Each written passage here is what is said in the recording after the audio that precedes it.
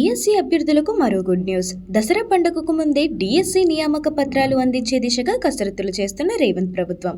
అయితే 1:3 లిస్టు ప్రకారం అభ్యర్థులను ఎలా సెలెక్ట్ చేస్తారు?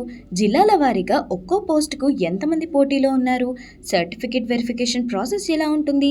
తెలుసుకునే ముందు వీడియోని లైక్ చేసి మా ఛానల్ని సబ్స్క్రైబ్ చేసుకోండి. డిఎస్సి విషయంలో రేవంత్ రెడ్డి పనితీరు మీకు నచ్చిందా?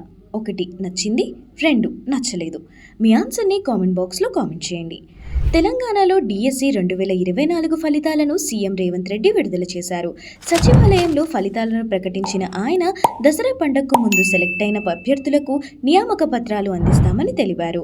సీఎం ప్రకటించిన ప్రకారం టీచర్ల ఎంపిక ప్రక్రియలో విద్యాశాఖ యాక్టివ్గా పనిచేస్తోంది.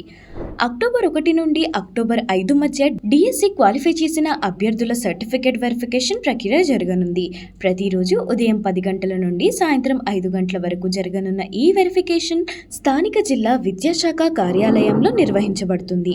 ఇక పోస్టుల విషయానికి వస్తే హైదరాబాద్ 537 ఎస్జిటి పోస్టులు, పెద్దపల్లి 21 పోస్టులు, ఖమ్మం 176 స్కూల్ అసిస్టెంట్ పోస్టులు, మేడ్చల్ మల్కాజ్గిరి 26 ఎస్ఏ పోస్టులు, ఆదిలాబాద్ 74 స్కూల్ అసిస్టెంట్ పోస్టులు, 209 ఎస్జిటి పోస్టులు, నల్గొండ 383 ఎస్జిటి పోస్టులు, హన్మకొండ 158 స్కూల్ అసిస్టెంట్ పోస్టులు, 81 ఎస్జిటి పోస్టులు, జగిత్యాల 99 స్కూల్ అసిస్టెంట్ పోస్టులు, 161 ఎస్జిటి పోస్టులు, సూర్యాపేట 86 స్కూల్ అసిస్టెంట్ పోస్టులు, 224 ఎస్జిటి పోస్టులు, యాదాద్రి 84 స్కూల్ అసిస్టెంట్ పోస్టులు, 137 ఎస్జిటి పోస్టులు ఉండగా అభ్యర్థుల మెరిట్ రిజర్వేషన్ ఆధారంగా భర్తీ చేయనున్నారు.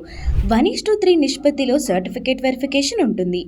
వీటిలో సెలెక్ట్ అయిన అభ్యర్థులు ఎవరైతే ఉన్నారో వాళ్ళు ఈ అక్టోబర్ చివరి నాటికి ఉద్యోగంలో ఉంటారు. గవర్నమెంట్ అందుకు అనుగుణంగా కసరత్తులు చేస్తోంది. ఈ రోజు నుంచి సర్టిఫికేట్ వెరిఫికేషన్ అయితే స్టార్ట్ అయింది. 1:3 లిస్టు ప్రకారం అభ్యర్థులు వెరిఫికేషన్కి వెళ్లాల్సి ఉంటుంది. అంటే ఈ ప్రాసెస్లో కమ్యూనిటీ వైజ్గా ఎన్ని పోస్టులు ఉన్నాయో, అంటే ఎస్సీ, ఎస్టీ, బీసీ అలా ఒక్కొక్క పోస్ట్కి జిల్లాల నుంచి 3 సెలెక్ట్ చేస్తారు. ఈ ప్రాసెస్ అంతా జిల్లా విద్యాధికారి కలెక్టర్ ఆధ్వర్యంలో జరుగుతున్నప్పటికీ 1:3 లిస్ట్ తయారు చేసేది మాత్రం జిల్లా విద్యాశాఖనే. రాష్ట్ర విద్యాశాఖ జిల్లా విద్యాశాఖకు పంపిన లిస్ట్ ఆధారంగానే సెలక్షన్ ప్రాసెస్ ఉంటుంది. అప్పుడే సెలెక్ట్ అయిన అభ్యర్థుల వ్యక్తిగత విషయాలు తెలుసుకోవడానికి పోలీస్ అభ్యర్థులకు సైతం లిస్టును పంపిస్తారు. ఎవరైతే 1:1కి సెలెక్ట్ అయ్యే ఛాన్స్ ఉందో వాళ్ళకి మాత్రమే ఎంక్వైరీ జరుగుతుంది. ఇలా అక్టోబర్ చివరి వరకు వెరిఫికేషన్ కంప్లీట్ అయ్యి దసరాలోపు లేదా అక్టోబర్ చివరి నాటికి ఉద్యోగానికి నియామక పత్రాలు ఇస్తారు. జిల్లాల వారీగా పోస్టులకు సంబంధించిన డేటా, ఇతర అంశాలన్నీ రాష్ట్ర విద్యాశాఖ డైరెక్టరేట్ పరిధిలోనే చేపట్టాలని అధికారులు భావిస్తున్నారు. ప్రతి జిల్లాలోనూ టీచర్ పోస్టుకు 3 చొప్పున మెరిట్ పద్ధతిన ఎంపిక చేసి ఆ జాబితాను మాత్రమే జిల్లా కేంద్రాలకు పంపాలని నిర్ణయించారు. జిల్లా ఎంపిక కమిటీ ఈ 3లో ఒకరిని ఎంపిక చేస్తోంది.